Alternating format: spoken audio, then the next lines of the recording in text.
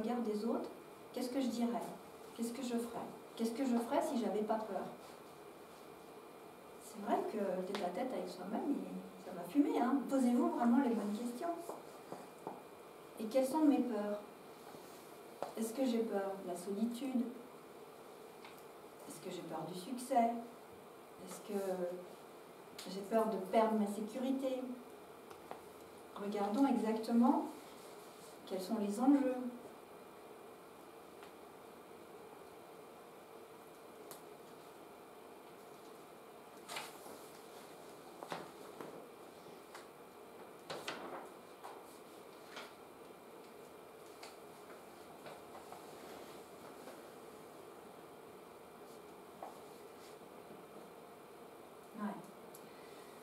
C'est-à-dire qu'il ne faut pas se voiler la face, en fait. Bien voir quels sont les bénéfices secondaires dont on parlait tout à l'heure, des complexes et des pathologies. Est-ce que si je change mes actions, est-ce que je vais perdre de l'amour, par exemple? Est-ce que je vais perdre du pouvoir? C'est-à-dire que si je modifie ma relation aux autres, qu'est-ce que je perds? C'est ça qui est intéressant de savoir. Si j'ai l'impression de perdre quelque chose, bon, faisons en sorte, posons d'autres actions qui compensent dans ces cas-là, cette perte. Hein. Mais ça voudrait dire aussi que la relation aux autres, elle n'est pas saine. Parce qu'en fait, du coup, je suis en attente de quelque chose, je suis en attente d'amour. C'est un moyen de faire valoir mon pouvoir. Donc, accordons-nous du temps pour nous poser les bonnes questions et accordons-nous de la compassion. On n'est pas là pour se flageoler. Enfin, on peut, c'est super dur. Hein. Moi, je les fais faire à des patients, c'est super dur de se mettre devant une glace et de se dire je t'aime. Il y en a qui n'y arrivent pas. Parce qu'on ne leur a pas dit, parce qu'ils ne savent pas faire, parce que justement, ce qu'on a vu tout à l'heure dans notre société, c'est narcissique. Mais même si, avec toute cette réflexion qu'on a, eh bien, on a certains comportements, on dégage certains comportements qu'on a eus qui nous déplaisent. Et il faut vraiment être humble par rapport à ça. Peut-être que nous, à ce moment-là, pardonnons-nous, quoi, je veux dire, peut-être qu'à ce moment-là, on n'avait pas la possibilité d'agir autrement. Peut-être qu'inconsciemment, c'est tout ce qu'on pouvait faire dans une situation donnée, par loyauté familiale, par tout ce qu'on a vu précédemment. Donc, quand on va mettre en avant, quand on va lister à quel moment on a nos réactions, quelles sont nos peurs, etc., et on va dire, ah bah oui, j'ai ce comportement-là, parce que j'ai la peur de la solitude, et c'est pour ça que je fais toujours comme ça, je suis prête à faire beaucoup de concessions, à accepter beaucoup de choses, mais surtout pas être tout seul, par exemple. Et oui, mais voilà, une fois que vous avez trouvé ça, c'est un bon truc. C'est pas après pour dire, ah, t'es nul, franchement, on peut pas être tout seul. C'est pas ça le truc. Hein. C'est pardonnons-nous d'avoir réagi comme on a réagi. C'est certainement lié à une carence ou à un traumatisme qu'on a eu. Donc maintenant qu'on l'a mis en avant, acceptons-nous tels que nous sommes. Envisageons, même si c'est compliqué, de pardonner à ceux qui nous ont blessés. Alors, je ne dis pas qu'il faut excuser, je ne dis pas qu'il faut jeter la pierre, mais c'est vrai que quand on pardonne à ceux qui nous ont blessés, il y a une partie de nous-mêmes, on se pardonne à une partie de nous-mêmes aussi. Alors souvent, moi, ce que je conseille aussi aux patients, c'est de prendre un objet symbolique de la souffrance qu'on a reçue, par exemple, par rapport à cette personne de notre entourage, et de lui restituer symboliquement, de choisir quel objet représente la souffrance qu'on a reçue, ou la carence d'amour qu'on n'a pas eu, si c'est un cactus, je ne sais pas.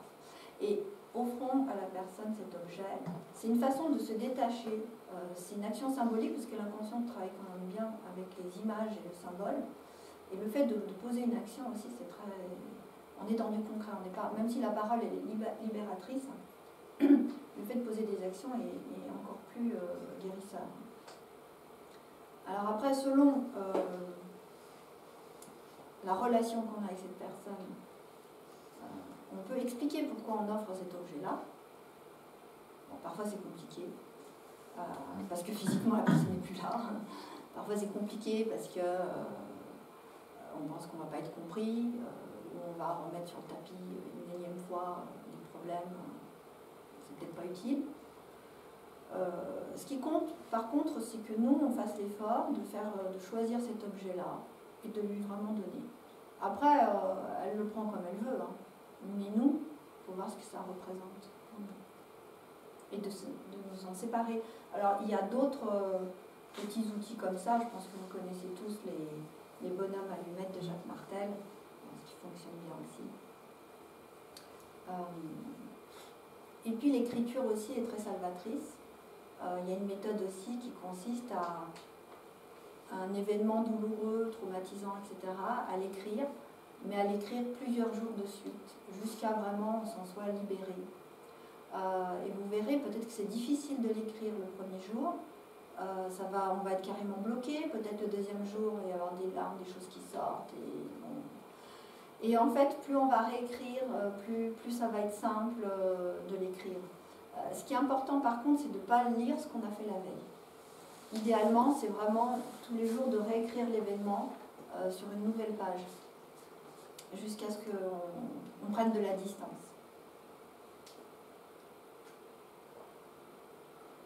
Alors évidemment, on peut aller à la rencontre de l'enfant intérieur.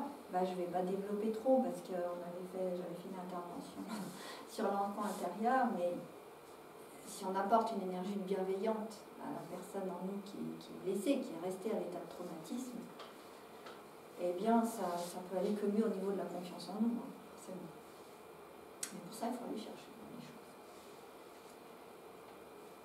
Eh bien, évidemment, sortons de notre zone de confort, mais de façon mesurée. On ne va pas aller faire un saut à l'élastique comme ça tout de suite. Peut-être que on peut programmer des étapes. On dit voilà, mon objectif c'est de faire ça, seulement je ne suis pas capable du tout. Donc aujourd'hui, je vais peut-être que me promener au bord de la falaise. Je ne vais peut-être pas sauter tout de suite, puis le lendemain, ou la prochaine fois, je ferai autre chose. Je marcherai peut-être sur une passerelle, etc. Jusqu'au moment où, voilà. Et ça nous permet une approche progressive pour sortir de notre zone de confort. Et c'est tout à fait valorisant, puisque, comme on a dit, on va voir derrière ce dont on est capable. Et une fois qu'on a fait, yes, quoi. Moi, je suis capable de ça. Et zut, quoi. Voilà. Et c'est super réconfortant. Et là, ça augmente la jauge de l'estime de soi.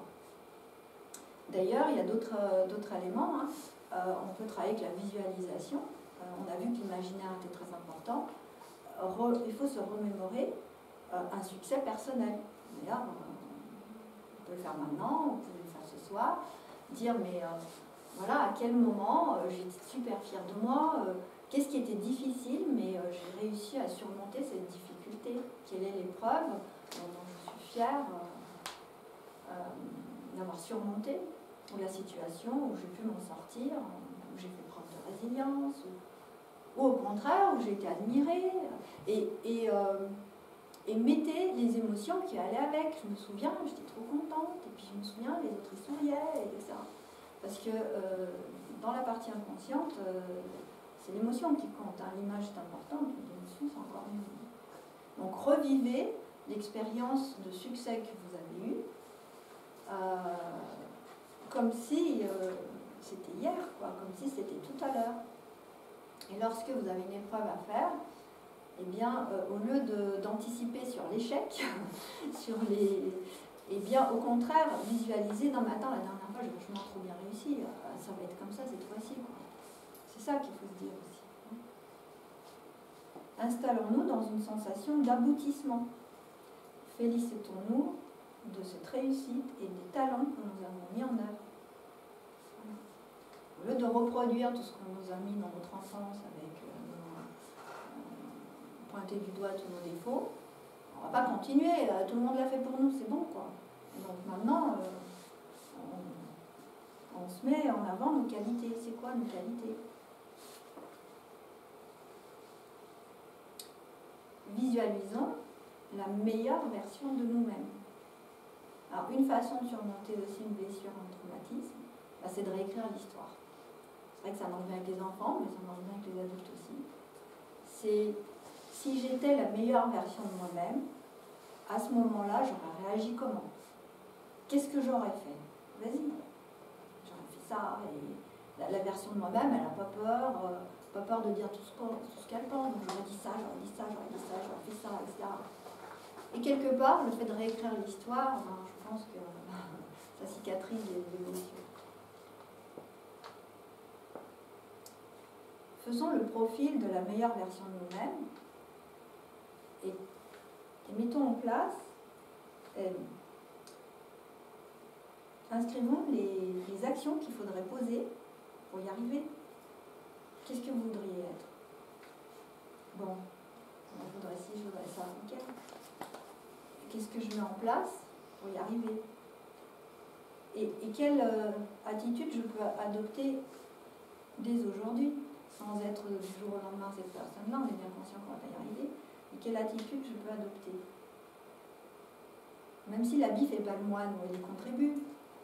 Donc, est-ce qu'on ne va pas essayer de changer notre garde-robe, notre visuel, notre look?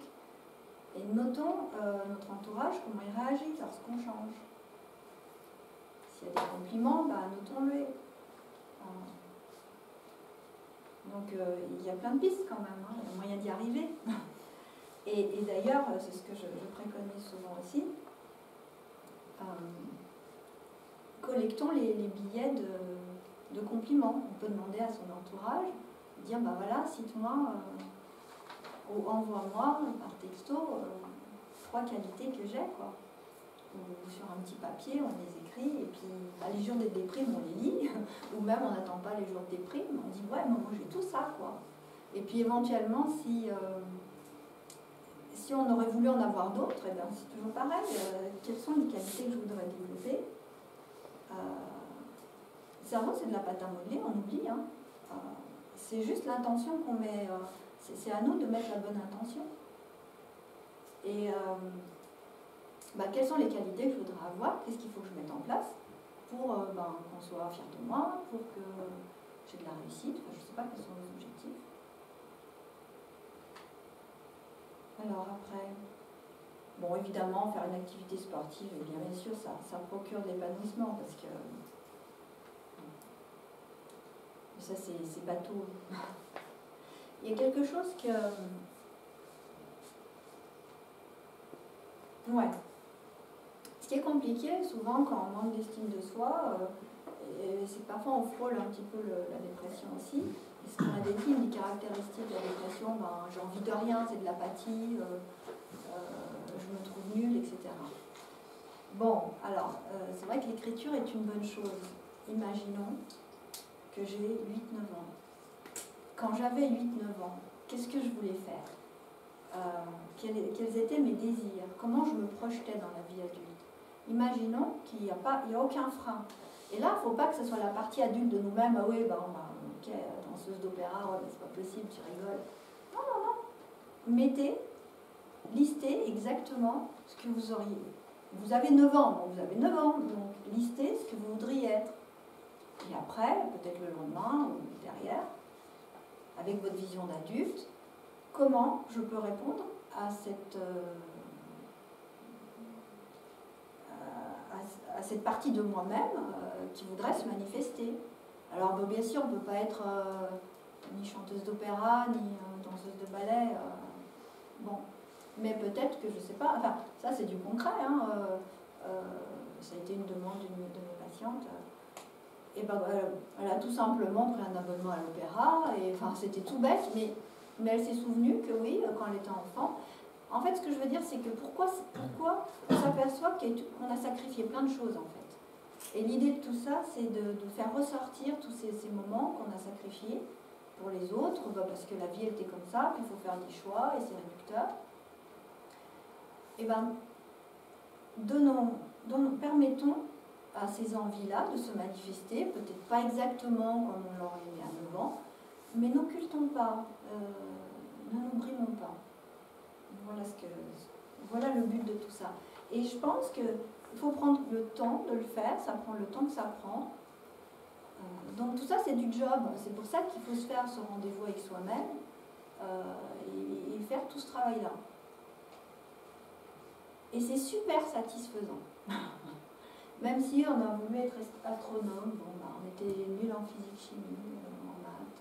Ok, ça n'empêche pas d'aller à un club d'astronomie, d'acheter une lunette et waouh quoi, moi je vois ça, c'est trop bien. Et tout ça, ça augmente la jauge de l'estime de soi. Parce que j'ai des moments avec moi-même qui sont trop bien. Et dans ces moments-là, je n'ai pas besoin du regard des autres. Quoi. Dans cette activité que je fais qui me plaît, il n'y a pas quelqu'un qui va me dire oh, c'est bien ce que tu fais, ou c'est trop nul, je m'en fous en fait. Je suis bien dans cet état présent, que je vis avec moi-même.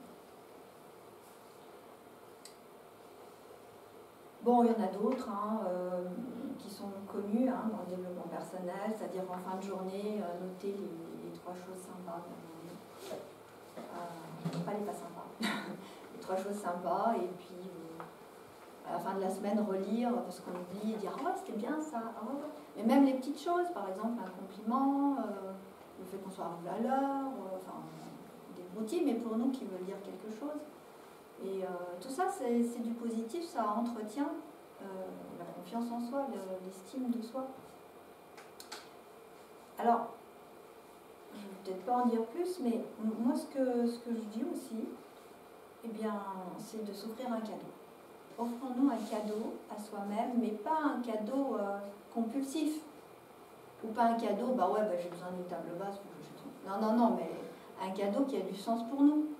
Peut-être un cadeau qu'on n'aurait pas, qui est irraisonnable, en fait, parce que c'est trop cher, parce que ça aurait été désapprouvé par mon mari, par mes parents. Oui, mais offrons-nous ce cadeau. Mais il faut réfléchir. Pourquoi et quelle symbolique il a pour nous.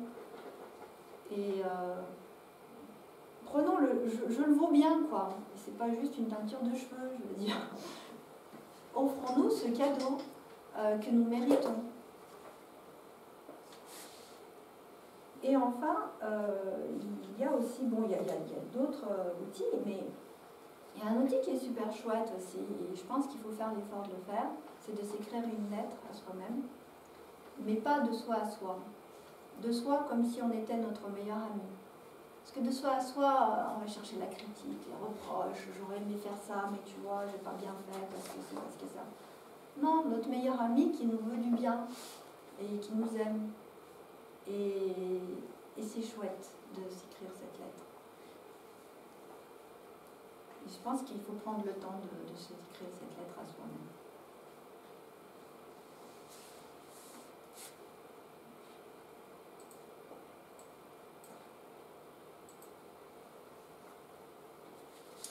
Et puis pour finir, je ne vais pas spécialement m'attarder trop parce que tout le monde n'est pas fan de pierre.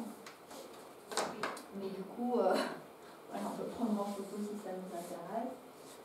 J'ai listé les pierres pour l'estime de soi. C'est compliqué parce que il ne suffit pas de tenir une pierre pour tout de suite retrouver l'estime, on est bien d'accord. Il y a quand même tout un travail à faire. Mais bon. Et puis c'est vaste l'estime de soi. Donc voilà, il y a l'altruisme, il faut s'accepter, avoir confiance dans sa propre valeur. Bon alors j'ai mis chute de l'ego, peut-être je ne suis pas d'accord avec ce que j'ai mis. On ne cherche pas à éradiquer l'ego est quand même, il en faut un petit peu. Mais c'est plus de la tolérance. Sachant que ce qu'on a dit tout à l'heure, qu'on est tolérant avec les autres, on est tolérant avec soi-même. Vous pouvez redire un peu? Ouais, c'est ça. Alors, c'est ça le problème. Alors, on fera tous les meilleures photos de on est tous magnifiques.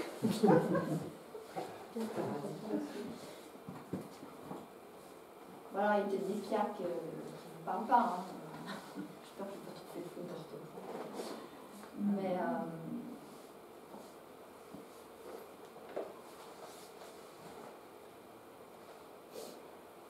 Au moins, ça permet, voilà, moi je voudrais... De toute façon, attention, quand on travaille sur les pierres, on ne peut pas travailler sur tout à la fois. Vous n'allez pas dire, je vais travailler sur 10 trucs, c'est pas possible, il faut travailler, il faut les prendre un par un.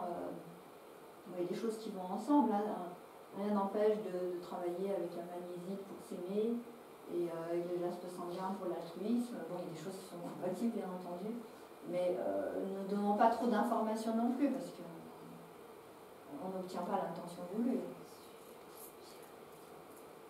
Chute de l'ego, la pierre à droite, c'est quoi? Vésuvianite. En fait, ouais, c'est celle-là. Mais il y a différentes couleurs, hein. Mais celle-là, elle est roulée, donc tu peux avoir différentes... Je sais pas ça. Ouais. Bah, j'ai à peu près... Alors, je sais pas si je les ai... Non, je n'ai pas soumis, non, loin de là.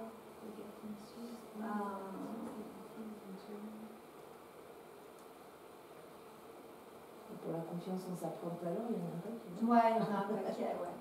Bah, en plus, la plupart des pierres, ouais, c'est des pierres solaires.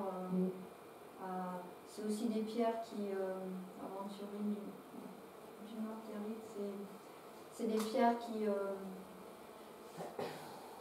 un peu ne t'en fais pas, quoi, qui tranquillisent,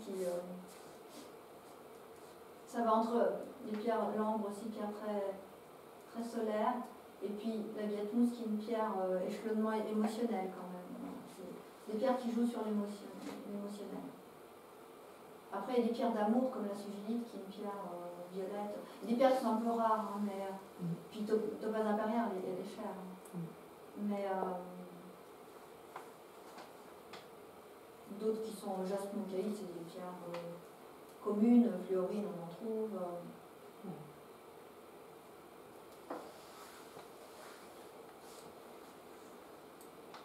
Donc après, c'est pareil. Qu'est-ce que ça veut dire, compas interne? Ouais, compas interne, boussole interne, ça veut dire savoir prendre les bonnes directions. Alors, qu'est-ce que je dis comme ça? La bronzée, la luthier, la Ouais. Alors. Ouais, c'est vrai que ça peut aller aussi avec la mise en pratique des décisions.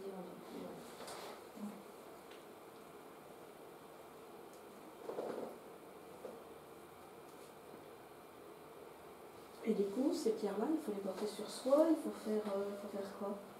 Oui, alors bon, bah, c'est vrai que là, on va faire un cours d'isotherapie parce que.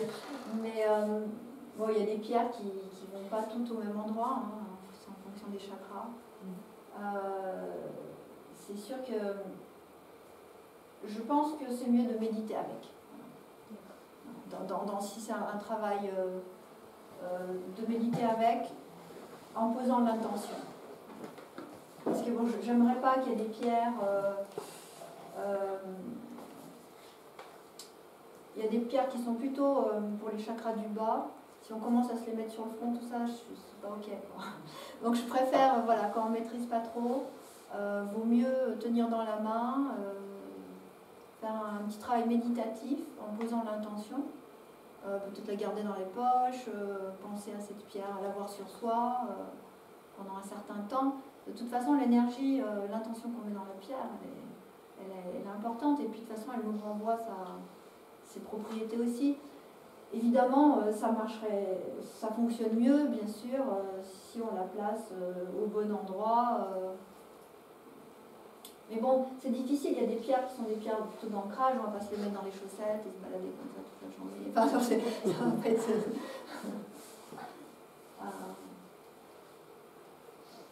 Et en fait, après, j'avais fait un autre petit...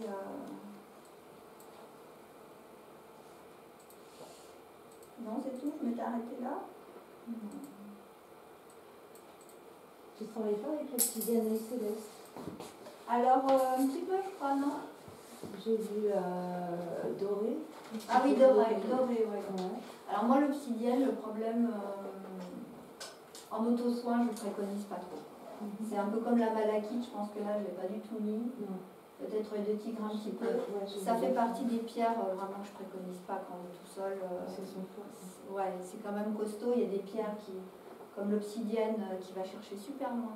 Elle peut faire ressortir elle fait son job en même temps, hein, mais elle peut faire sortir un mal-être ancien. Et quand on est tout seul, qu'est-ce qu'on fait avec ça quoi, après hein. Donc c'est pas le but quand même. Après l'œil de tigre, c'est pas tout à fait la même raison, c'est que l'œil de tigre il a un effet protecteur qui est très bien, mais ça marche dans les deux sens. C'est-à-dire qu'il va un petit peu nous couper notre vitalité, notre élan, donc attention. Puis il ne faut pas mélanger en plus. Voilà, donc c'est pour ça nous ne travaillons pas avec tout, on ne peut pas travailler avec tout ça en même temps, de toute façon. Il faut choisir vraiment voilà, les problématiques qu'on veut. Vaut mieux les voir. Et la malachite, ça fait quoi? Ah, la malachite, c'est une pierre, elle va chercher, elle donne à voir les traumatismes anciens. Alors, parce que moi, elle reste sous mon oreiller. Ouais, alors moi je te conseille. Ouais. Ouais. Alors en plus, bon, c'est une pierre qui quand même, qu'il faut quand même bien nettoyer, comme la plupart des pierres. Donc en plus, si vous ne la nettoyez pas régulièrement, elle absorbe et puis elle va renvoyer un petit peu tout ce qu'elle a absorbé de négatif. Donc on baigne dans son jus, quoi. C'est pas très simple. Après, moi je travaille avec la malachite, mais vraiment à un moment précis, par exemple en première séance, si jamais je vais mettre une obsidienne, une malachite, c'est des pierres que je ne mettrai jamais en première séance. Il faut préparer le terrain, et à un moment donné, je la mets, et peut-être que si je sens que c'est un peu costaud, je vais partir sur un chakra inférieur, parce que en fait la malachite c'est plutôt une pierre cardiaque, donc je ne vais pas aller comme ça dès le départ, vous mettre une pierre sur le cœur. C'est-à-dire que si on a un problème avec ses émotions, que je mets une malachite là comme ça tout de suite, ça risque il va y avoir une crise de guérison, quoi. C'est pas le but, le patient il revient même pas. Non, mais, et puis en plus, c'est pas pour qu'il revienne, c'est que l'idée c'est de le prendre en charge. Donc s'il a un mal-être de fou et qu'en plus il se retrouve avec lui-même, ça va être super compliqué, quoi. Donc quand je la mets, si je sens que c'est compliqué, je vais partir sur le ventre avant de monter sur le cœur, et puis je vais l'accompagner avec des pierres qui donnent plus de lumière, un quartz ou une kunzite ou une chose plus lumineuse pour montrer la voie, parce que le problème c'est que elle va sortir les choses qui ne vont pas, mais ne pas le mode d'emploi. Donc vous allez peut-être replonger dans un mal-être de fou, des choses oubliées. Alors c'est bien, parce qu'il y a des choses qui sont refoulées, parfois on a du mal à les faire sortir. Donc c'est le but, c'est vraiment de récupérer tout ça. Pour pas que ça pour pas que le corps garde la mémoire, pour s'en sortir avec cette histoire de mémoire des traumatismes passés. Mais après, il faut savoir faire quoi avec, quoi. Donc c'est pour ça que je ne l'ai absolument pas mis. Hein. Et de toute façon, c'est ce que je déplore. Voilà, après les gens qui vendent des pierres sont là pour vendre, ils voient sur internet des propriétés, et puis des gens qui vont repartir chez eux avec des malachites, qui vont avoir un mal-être de fou. Peut-être ça va aller une ou deux fois, mais ils ne vont pas savoir la nettoyer, donc voilà, ils vont baigner dans le mal-être qui a ressurgi la première fois. C'est pas très simple. Et je sais pas, j'ai pas la suite. J'avais pas grand chose ensuite non plus, mais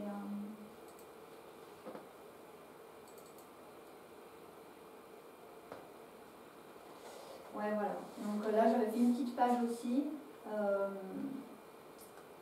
où je détaille peut-être un peu plus par rapport aux pierres. C'est vrai que la fois d'avant, dans le petit tableau d'avant, c'était plutôt voilà, quel aspect de moi-même et quelle pierre pour cet aspect. Et là, c'est plutôt quelle pierre donne quoi en gros. Hein. Alors c'est pareil, il y a des pierres un peu tanzanite, c'est une pierre un peu rare, hein, elle coûte quand même cher, tout pas, je ne sais pas donner, pérido aussi, on a des pierres. Après, voilà, l'hématite, c'est une pierre qu'on trouve fréquemment. Bon, c'est pareil, il ne faut pas aller vous mettre une hématite autour du cou, hein, ou sur les oreilles. C'est super plombant quand même.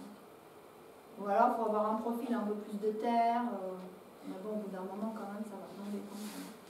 Moins vite que les autres. Ça va vous plomber. Ouais. Moi, je trouve que quand on démarre avec les pierres, sur le travail de l'estime de soi, c'est bien de travailler avec une aragonite, en fait. Pourquoi? Parce qu'en plus, c'est une pierre qui a une connivence avec l'enfance. qui va quand même aller guérir, elle commence à aller guérir certaines blessures de l'enfance, donc je pense que c'est pas mal. Les agates, là, ça craint jamais rien, c'est vraiment des pierres de soutien, on peut en avoir plein les poches, etc. C'est pas... Après, c'est juste que c'est des pierres qui... Leur action, elle est relativement lente, quoi. Voilà. C'est des pierres de soutien au quotidien, mais ça n'a pas un effet de wow, de fou. Il faut peut-être du temps.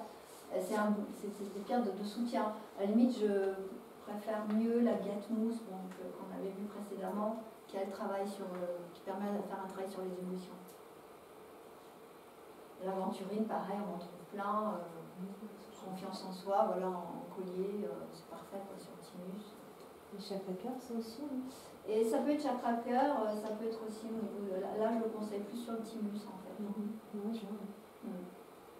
Bronzite, voilà, c'est vraiment, permet de reprendre son pouvoir, limite, il faut la mettre sous le nombril, quoi. C'est une pierre qui est du fer, donc il ne faut pas commencer à aller dans les chakras du haut. La citrine, c'est une pierre très solaire, de toute façon, en plus, elle va nous mettre de bonne humeur. Très bonne pierre. Alors, l'amburique, pareil, c'est une pierre qui est quand même qui est chère, qui n'est pas commune. Là, je mets une petite. On peut la remplacer par une kunzite. Bon, c'est un peu cher aussi, mais. C'est une pierre qui a du lithium, donc de toute façon, en plus, ça stabilise quand même les troubles de l'humeur, ça évite de tomber dans la déprime. Bon, là, je la conseille sur le cœur, tu me dis, elle n'est pas toujours là, mais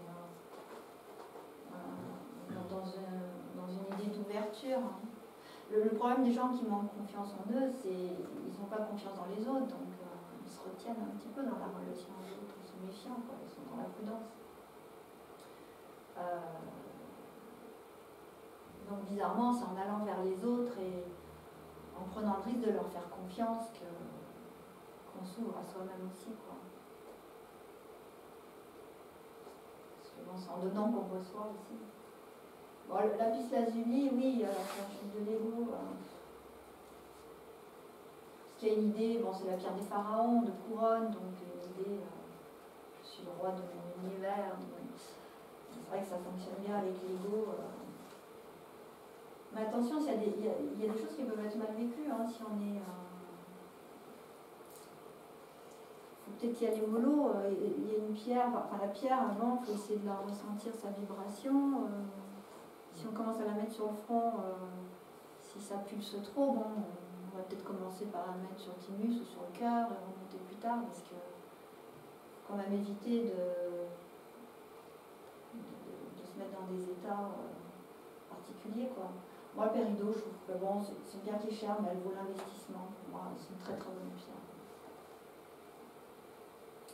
Pareil, elle stabilise les troubles de l'humeur.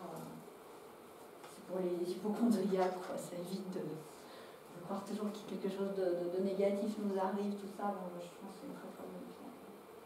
Rhodonite aussi, hein.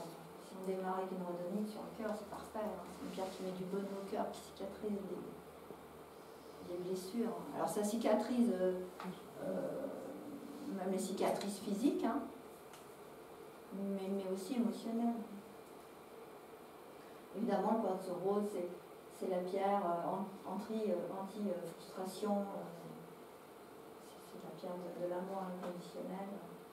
Mais c'est pas évident, hein, ça paraît simple, mais il y a des gens qui vont pas du tout être attirés par un quartz rose.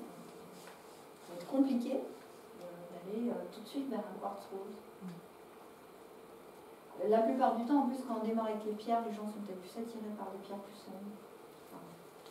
Ou les coloris pastels, mais en général, pourquoi? Parce qu'en plus, les pierres sombres, elles épongent un petit peu la souffrance, la douleur. Donc inconsciemment, on va vers ces pierres-là. Après, il ne faut pas trop traîner avec quand même. Parce que ça éponge aussi toute la vitalité. Je pense que tôt ou tard, il faut y aller vers des citrines, des cornalies, des choses comme ça. Bon, serpentine, bien sûr, c'est une pierre très très puissante. Elle est vraiment sur les chakras du bas et puis le cœur. Limite, on pourrait mettre au niveau du coccyx.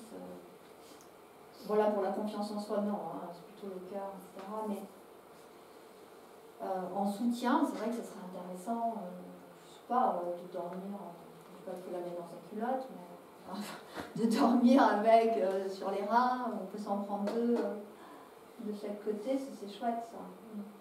Après, ça dépend, c'est pareil, les pierres qui puissent beaucoup, hein, on dort difficilement avec. Hein. Mais bon, serpentine, je pense que c'est ok.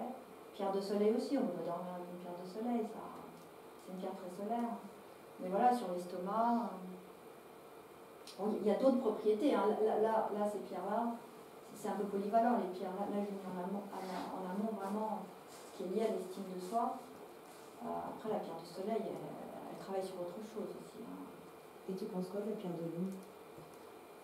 Ouais, je ne l'ai pas mis, la pierre de lune. Parce qu'elle est douce aussi. Ouais, mais pour moi, enfin, après, il y a plein de pierres bénéfiques, mais pour l'estime de soi, je pense que non. Non, pas pour ça. Ouais, voilà. Je pense que c'est une pierre. C'est une pierre plutôt féminine, hein, forcément. Après, elle est plutôt hormonale. Moi, j'en travaille. Et parfois pour le renouveau aussi. C'est bien quand on a fait un travail en tant que femme et après, on démarre une autre phase de partir avec une pierre de lune. Je trouve que c'est bien. Parce que ça veut dire qu'on s'est réconcilié aussi avec sa féminité, avec peut-être tout un cycle de génération aussi dans notre inconscient familial. Souvent dans les nouveaux départs, je mets bien une pierre de lune. Et sur le chakra couronne, ça en fait?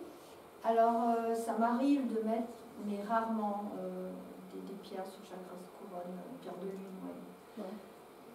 Mais d'emblée, non, hein, je la mettrais quand même plutôt au milieu du corps ou sous le nombril quand même. Pour moi, ça reste une pierre quand même hormonale, féminine. Je ne sais pas trop la mettre sur. Je pense que ça peut bloquer. Ouais, si on est un petit peu clairvoyant, par exemple, si on a des tendances, je ne la mettrai pas sur le front. L'améthyste? Ah bah l'améthyste, oui, bien sûr, mais la pierre de lune, bizarrement, je pense que ça peut freiner. Par contre, je la mettrais bien derrière le cou. Mais dans ce cas-là, bon, je trouve que pour l'estime de soi, bon, bien sûr, ça peut faire du soutien, mais si on estime que... alors attention, tout dépend d'où viennent les blessures, d'où vient le manque d'estime de soi. Si on estime qu'on a été frustré dans sa féminité, on a sacrifié sa féminité ou sa position de femme, c'est vrai que je ne l'ai pas abordé dans l'histoire de la place. Est-ce que dans la famille, on élève les garçons comme les filles de la même façon? Malheureusement, ce n'est pas toujours le cas. Donc si on ne nous a pas laissé aussi la possibilité de développer tout son potentiel de femme, évidemment, dans ces cas-là, c'est intéressant de travailler avec la pierre de lune. Alors peut-être que je ne travaillerai quand même pas que avec la pierre de lune, je travaillerai avec une amazonite. Je n'ai pas du tout dit, ouais, parce que bon, j'ai un peu quelque chose de général que je proposais, mais l'amazonite, c'est l'Amazone, hein, c'est la femme qui chevauche tout seul le cheval, la guerrière, etc. Donc c'est intéressant de commencer à travailler avec une amazonite. Pareil, sous le nombril, parce que l'amazonite, ça comble aussi le syndrome du nid vide, ça comble la frustration des femmes. Donc, ou dans les reins, ça donne une énergie un peu plus yang, un peu plus masculine, un peu plus... parce que c'est guerrière, hein, l'amazonite. Donc, y aller dans l'énergie du rein, éventuellement, se donner du pouvoir, de la puissance. Peut-être encore avant l'amazonite, je mettrais une pierre d'effet, une herménite. En fait, c'est une pierre, ça s'appelle pierre d'effet parce que c'est une pierre toute blanche qui a des espèces de formes. Elle est grise, non? Ah ouais, gris-blanche. Ah, mais je ne sais pas comment l'utiliser. Non, alors. Je l'ai, mais je ne sais pas comment. Ouais, c'est vraiment une pierre, ça va chercher loin. Même si aussi si on veut travailler dans les vies antérieures, si on veut, c'est vraiment se reconnecter avec le féminin sacré. Si on pense que dans d'autres vies, par exemple, on a eu des mutilations dans notre féminité, dans notre petite enfance, s'il y a eu des abus, des choses comme ça. Donc à la limite, si vraiment on pense que le manque d'estime de soi vient de notre féminité qui a été bafouée d'une façon ou d'une autre, de la violence vis-à-vis de notre féminité, je pense qu'il faut commencer avec une pierre de fée, après faire une amazonite pour reprendre sa place et son pouvoir de femme, avant de mettre une pierre de lune, parce que c'est plus doux. On va dire, ça va consolider quelque chose ou amener un nouveau départ, mais on va dire le travail de fond, c'est plutôt les autres pierres qui vont le faire. Et puis peut-être qu'il faut travailler symbolique aussi sur le sang, alors aller chercher une pierre comme le jaspe sanguin, qui est plutôt une pierre masculine, ou le jaspe rouge, le sang menstruel, même si c'est une pierre quand même très masculine, hein, le jaspe. Hein. Mais peut-être qu'il faut se réconcilier avec ça aussi. Bon, il y a des hommes aussi, donc je ne sais pas, ils peuvent être aussi bafoués dans leur côté masculin. Alors attention, bon, la plupart des pierres d'ancrage sont quand même masculines. Moi j'avais un client qui me demandait conseil, alors voilà, pour ma virilité, qu'est-ce que vous en pensez? J'ai pris une hématite, une bronzite, un quartz fumé, enfin bon, obsidienne. Je dis ouais, ok, c'est hyper plombant quoi. Je dis à un moment donné, je sais pas si on va gagner. Parce que le masculin c'est aussi la vigueur, donc le but c'est pas de se plomber les jambes non plus avec tout ça quoi, attention. Et puis yin et yang quoi. Hein. Il faut un petit peu de féminin aussi. J'ai envie de dire, moi, quelqu'un qui vient et qui me dit je veux de la virilité, j'irai chercher, savoir pourquoi il veut de la virilité. Hein. C'est-à-dire, quelles sont les circonstances qui font qu'il ait besoin d'exprimer sa virilité. Donc, bien sûr, on va travailler avec une pierre comme l'hématite, qui est une pierre du guerrier, une pierre de sang, très masculine, ou la bronzite, prise de pouvoir, une pierre qui a beaucoup de fer. Mais c'est intéressant de comprendre pourquoi il a besoin de prendre de la virilité quand même. Je dirais quel est le rapport avec votre mère. De toute façon, on ne va pas rentrer là-dedans, mais et il y a forcément quelque chose, justement, est-ce qu'on a une mère castratrice? Donc je pense qu'il vaut mieux un homme qui viendrait et qui dit j'ai besoin de travailler sur ma virilité. J'aimerais mieux qu'on travaille la relation qu'il a eue avec sa mère pour essayer de comprendre qu'est-ce qui s'est joué, plutôt que d'aller mettre des pierres, évidemment, qui vont apporter des choses. Hein. Mais bon, où il y a des patients qui viennent pour de l'impuissance. Ok, mais il faut comprendre d'où ça vient. Bien sûr, je vais partir avec des pierres comme la tulite, les pierres rouges. Elles vont avoir un effet physique, hein, c'est sûr. Alors je peux même lui dire de se mettre dans un cercle de tulite qui a un effet, en tout cas au moins pour le bas-ventre. Enfin bon. Ok, mais il faut quand même aller comprendre les raisons des choses. Hein. Ça aide, mais ça soigne pas souvent. C'est-à-dire, voilà, de toute façon, tôt ou tard, ce qui va se passer, comme bon, c'est quelque chose qu'on met en place qui est tout nouveau, ça va peut-être très bien fonctionner, puis avec le temps, oh, bah, c'est marrant, ma pierre ne marche plus. C'est pas que la pierre ne marche plus, c'est qu'à un moment donné, on a soigné quelque chose, mais le problème n'est même pas là. Quoi. Il faut vraiment aller trouver la cause de tout ça. Et quel est votre rapport avec votre mère? De toute façon, c'est même dans ce cas-là aussi, malheureusement. Pourquoi face à la féminité, on se sent impuissant? Donc forcément, ça s'est joué dans notre toute petite enfance. Quand on ne sait pas où mettre une pierre, pour faire le moins d'erreurs possible. Ouais. Bah, de toute façon, ce qu'on disait, là pour l'estime de soi, c'est intéressant de travailler en méditation. Après, c'est intéressant de se fier à la couleur. Je ne dis pas qu'on ajuste à tous les coups, mais les pierres plus sombres sont dans les chakras du bas. Alors, sauf ce que j'ai vu tout à l'heure, l'onyx. L'onyx qui est une pierre noire, mais qui se porte bien sur le front par contre. Mais le reste des pierres, plus c'est sombre, plus c'est bas en gros. Hein. Et puis après les pierres rouges, les chakras racines, orange, sacré, enfin ça monte. Après c'est vraiment les chakras jaunes, citrine, plexus solaire.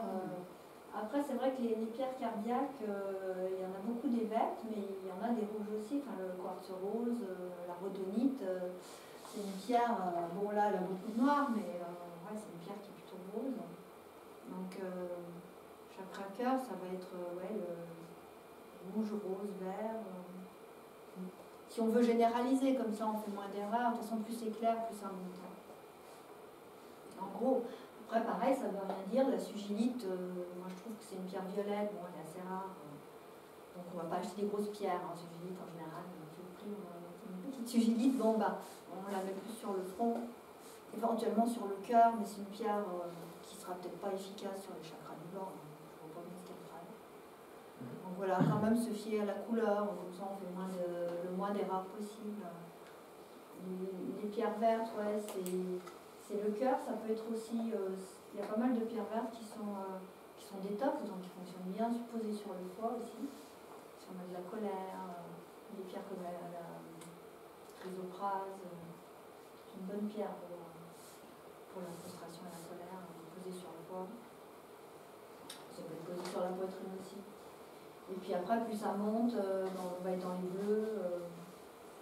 Les pierres bleues sont le clair, ça va être l'expression, donc communication, donc on est sur le thymus, après troisième œil, la lazuli, le bleu foncé. Je ne l'ai pas mis, mais la sodalite, c'est aussi une très bonne pierre. Après, c'est un peu compliqué parce que la sodalite, c'est une pierre, elle nous permet d'être avec sa vérité. Donc ça veut dire que toutes les situations où on n'est pas avec sa vérité, on va être en réaction. Alors j'ai envie de dire, il faut avoir bossé un peu quand même. Je ne voulais peut-être pas préconiser tout de suite comme ça, parce qu'il faut avoir un peu travaillé sur soi. Sinon, si on va se balader avec une sodalite, tout de suite, on va être tout le temps en réaction, on va se demander pourquoi. En fait, justement, c'est l'indicateur, c'est le baromètre qui nous dit, bah là je suis en réaction, elle nous fait réagir, parce que ça ne convient pas.